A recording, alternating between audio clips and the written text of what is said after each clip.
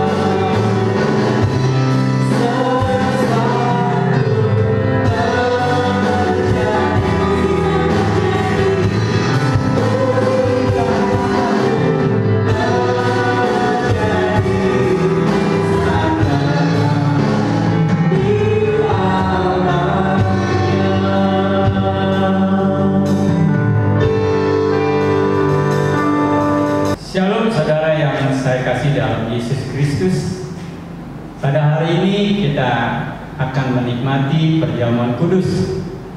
Kita akan makan daging dan kita akan minum darah Yesus. Kita akan mengingat pengorbanan Tuhan Yesus di kayu salib untuk menebus dosa dan semua pelanggaran kita. Yesus telah mati bagi kita, dan kita sudah ditebus dengan darahnya yang suci, yang tidak bernoda dan tidak bercelah bagi kita semua manusia yang berdosa. Saudara yang saya kasih, kalau kita merenungkan kebaikan Tuhan Yesus bagi kita, dan Tuhan Yesus sudah mengatakan dalam firman-Nya sekali-kali, pada waktu kamu makan dagingku dan minum darahku, itu menjadi peringatan akan aku. Tuhan Yesus mengingat akan pengorbanannya di kayu salib bagi kita. Setiap kali kita memperingati kematian Tuhan Yesus di kayu salib. Bagaimana dengan saudara dan saya? Apakah kita menghormati, mengasihi Tuhan Yesus sebagai anugerah yang terbesar dalam hidup kita? Coba Anda pikirkan dan saya pikirkan.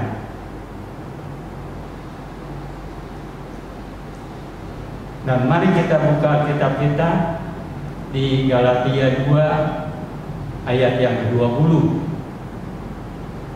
Judul dari khotbah yang akan saya sampaikan pada hari ini adalah hidup yang dimiliki oleh Tuhan. Saya mau bacakan firman Tuhan di Galatia 2 ayat yang ke-20. Namun aku hidup, tetapi bukan lagi aku sendiri yang hidup, melainkan Kristus yang hidup di dalam aku. Dan hidupku yang kuhidupi sekarang ini di dalam daging adalah hidup oleh iman dalam Anak Allah yang telah mengasihi aku dan menyerahkan dirinya untuk aku. Rasul Paulus tahu bahwa hidup yang dia hidupi sekarang ini adalah milik Kristus. Kehidupan seseorang sebelum atau di luar Kristus adalah hidup dalam perbudakan dosa. Hidupnya terikat dengan dosa, dengan belenggu dosa yang kuat. Dan tidak ada seorang pun yang dapat melepaskan belenggu dosa selain daripada Tuhan Yesus yang menyerahkan dirinya bagi kita semua orang yang berdosa untuk melepaskan kita dari belenggu dosa. Kita semua adalah budak-budak yang dikuasai oleh dosa, yang menjadi tuan dalam hidup kita pada waktu kita di luar Kristus adalah dosa. Tuhan dalam diri kita adalah iblis, dosa, belenggu dosa.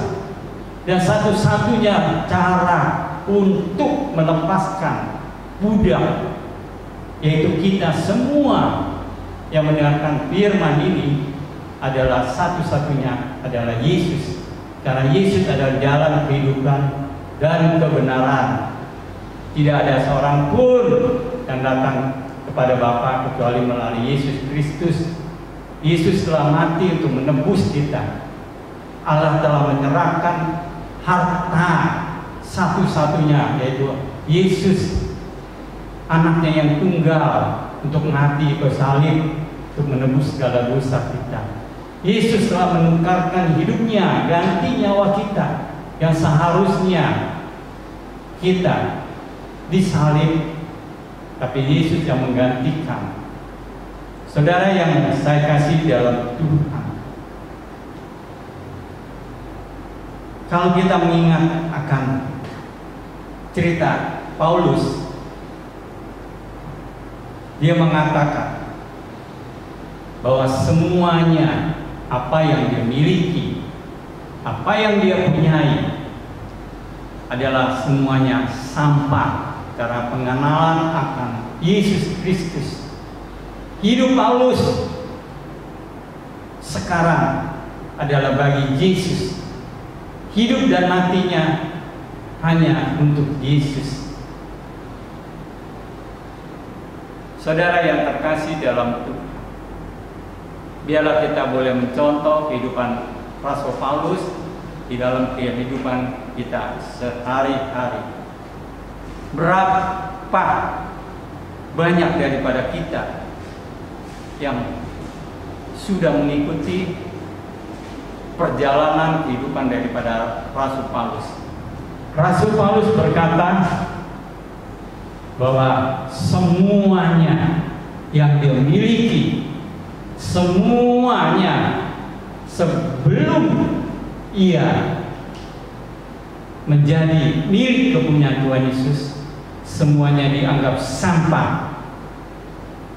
Tidak ada yang dia ingini selain daripada dia ingin memiliki Yesus Kristus. Dia mengasihi Yesus, hidup hanya bagi Yesus. Jadi hidup Paulus bukan hidup bagi dirinya sendiri, tetapi hidup bagi kemuliaan Tuhan Yesus. Karena Yesus hidup di dalam hidupnya. Saudara yang saya kasih dalam Yesus Kristus, banyak orang Kristen memandang karya penebusan Yesus Kristus di kayu salib tidak lengkap. Dia merasa anugerah yang diberikan kepada Tuhan Yesus yang sudah membebaskan dia daripada dosa, dia sudah dibenarkan, dia sekarang sudah mempunyai kebebasan, dia bisa memilih apa yang harus dilakukan dalam kehidupannya sehari-hari. Dia sudah merasa bahwa dia sudah dibebaskan dari belenggu dosa dan dia melakukan dosa-dosa selanjutnya. Saudara yang saya kasih dalam Tuhan, bagi kita yang sudah mendengarkan firman Tuhan, kita boleh sadar dan kita boleh menyadari bahwa penebusan Yesus atas segala dosa kita menyadarkan kita bahwa kita sekarang hidup hanya bagi Yesus, hidup hanya untuk memuliakan Yesus. Hidup kita adalah hidup miliknya Tuhan Yesus, bukan hidup bagi diri kita lagi. Hidup kita seharusnya hanya melayani Tuhan Yesus sepenuhnya. Hidup kita harus berkenan di hadapan Tuhan. Hidup kita harus mengikuti teladan Tuhan Yesus. Terlebih lagi kalau kita mengatakan kalau Yesus hidup di dalam hidup kita, kita harus hidup seperti Yesus telah hidup. Kita harus mempunyai pikiran dan perasaan yang Yesus punyai. Karakter Kristus, kodrat ilahi ada di dalam hidup kita. Kita tidak terikat dengan segala apa yang kepemilikan kita, yaitu rumah, mobil, istri, bahkan hidup kita. kita harus mengabdi kepada Tuhan, karena hidup kita sudah dibeli dengan darah Yesus dan dibayar lunas. Jadi kita harus berbahagia bahwa sekarang kita milik Tuhan. Bahkan terlebih lagi kita adalah anak-anak Allah. Saudara yang terkasih di dalam Tuhan, di dalam kesempatan ini ya, saya boleh mengingatkan saudara dan juga boleh mengingatkan diri saya sendiri, selagi masih ada kesempatan kita bertobat. Sekali lagi bertobat dengan sungguh-sungguh. Jangan main-main dengan sisa hidup kita. Selagi masih ada kesempatan, kita harus kembali dalam kehidupan kita yang tidak berkenan di hadapan Tuhan. Kita harus menjadi orang yang berkenan di hadapan Tuhan. Hidup kita harus dimiliki oleh Tuhan. Dan jangan kita merasa bahwa kita memiliki Tuhan, tapi sebenarnya hidup kita tidak dimiliki oleh Tuhan. Kita hanya merasa. Selagi masih ada kesempatan saudara dan juga bagi saya, bertobat. Jangan sampai akhir daripada akhir hidup kita baru kita bertobat. Terlebih lagi saudara yang saya kasihi, jangan sampai kita sudah ada di depan pengadilan Tuhan Yesus baru kita bertobat. Itu namanya sudah terlambat saudara.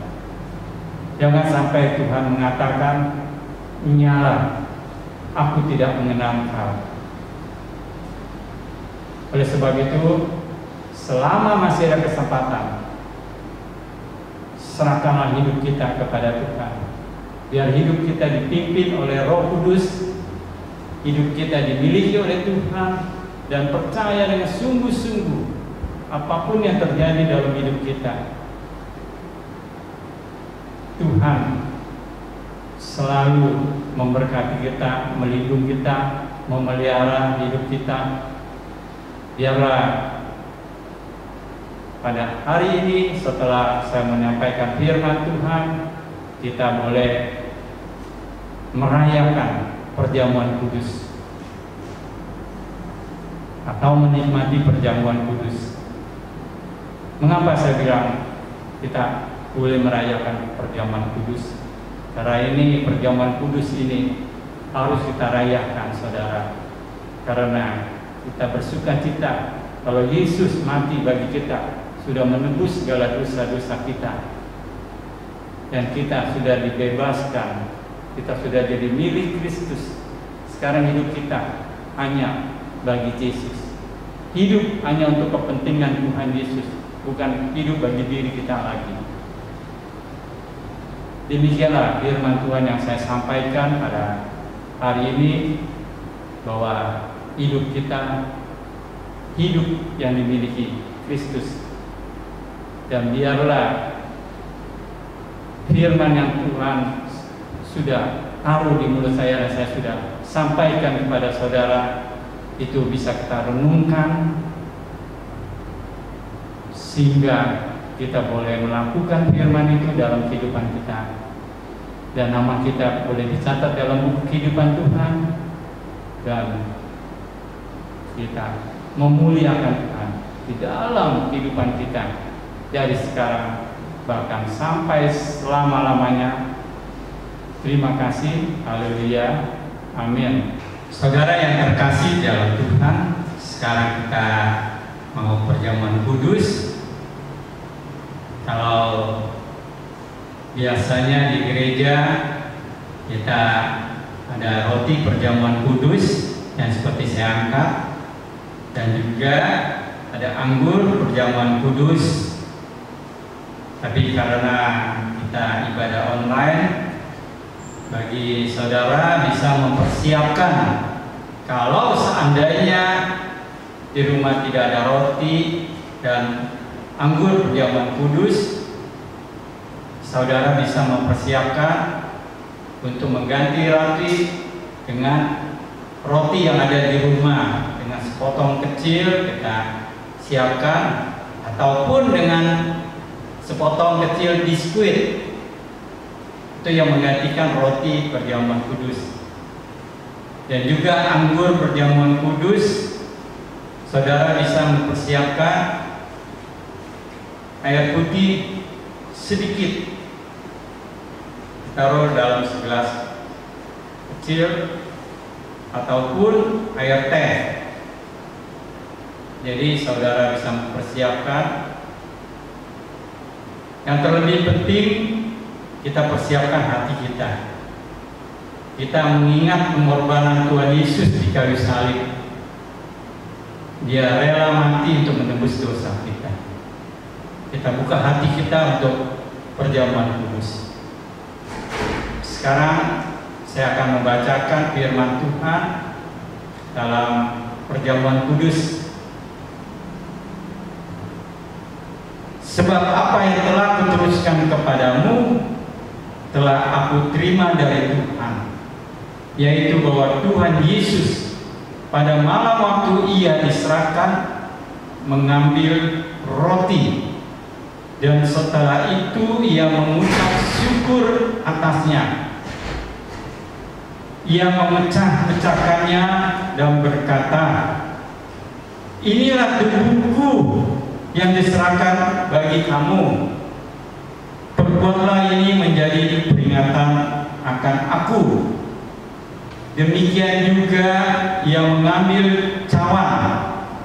Saudara bisa mengangkat cawan yang sudah saudara siapkan di rumah. Sesudah makan lalu berkata, cawan ini adalah perjanjian baru yang dimeteraikan oleh darahku. Perbuatlah ini setiap kali kamu meminumnya menjadi peringatan akan aku.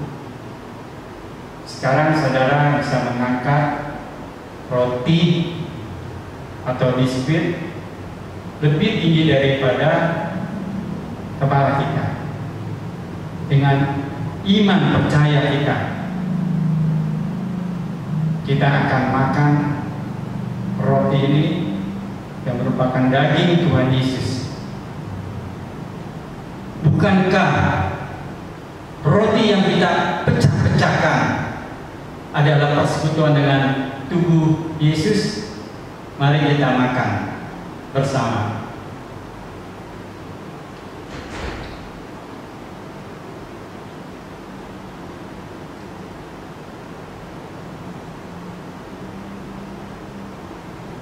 Sekarang kita angkat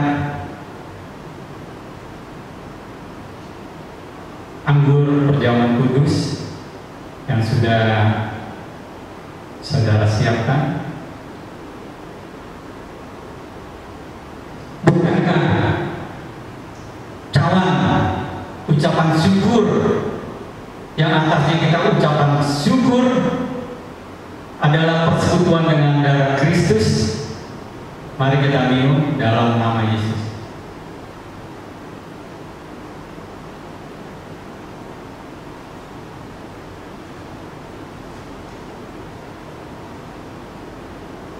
Terima kasih Tuhan Yesus, terima kasih untuk daging dan darah-Mu yang telah kami makan, kami minum.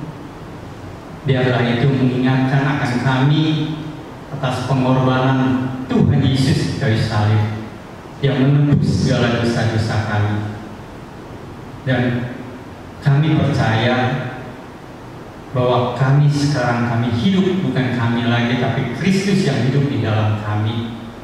Biarlah seluruh hidup kami hanya untuk mempermuliakan nama Yesus. Terima kasih Bapa, hanya di dalam nama Yesus kami mengucap syukur. Haleluya, amin. Terima kasih Tuhan, terima kasih Bapa, terima kasih. Dan kami terus berserah hanya kepada Engkau Tuhan.